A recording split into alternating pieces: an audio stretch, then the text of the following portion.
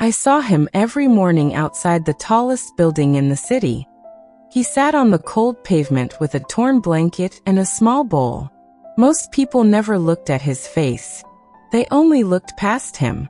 On that morning the rain was light, but the wind was cruel. The beggar pulled his blanket closer.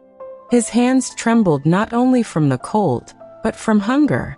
He whispered the same words he had whispered for years. "Sir, madam, food please." Cars stopped at the signal.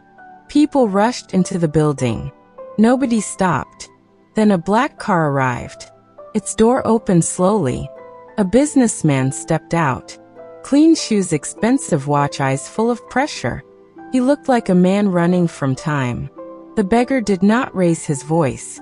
He only looked up. Their eyes met. Something in that moment froze the businessman. He saw himself in those tired eyes. Not the man he was today, but the man he once was. Years ago the businessman had been a factory worker. Long hours, little pay, big dreams. One accident, one closed factory, and everything disappeared.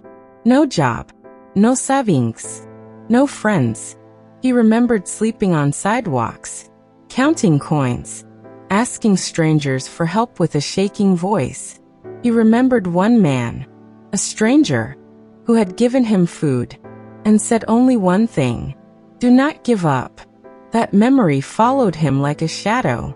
The businessman walked back to the beggar, ignored the phone ringing in his pocket, and sat beside him. People stared. Some laughed. Some whispered. The businessman opened his bag, gave him food and water. But he stayed. He listened. The beggar spoke slowly. He was once a skilled worker, lost his job to machines, lost his wife to illness, lost his children to distance. Because poverty makes people leave. His voice broke, but he did not cry. He had no tears left. The businessman felt a weight in his chest. He knew this pain. He knew this silence.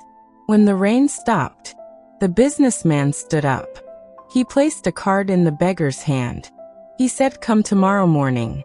Not for money, for work. The beggar looked at the card like it was unreal. Hope feels dangerous when you have lost everything. The next day the beggar came early, washed his face, wore his cleanest torn clothes. The businessman was waiting. That day the beggar did not receive charity.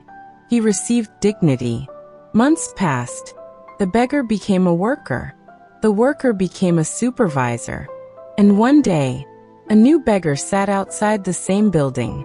The former beggar walked past, then stopped, and turned back, because he remembered.